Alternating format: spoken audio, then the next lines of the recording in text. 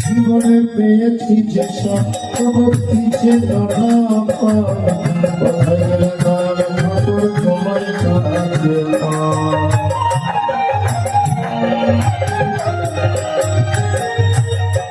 জীবনে কি পাননি বলুন তো?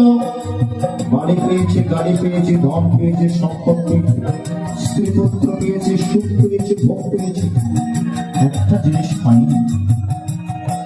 কি পাইনি? ভগবানের পরম ভগবানের পরম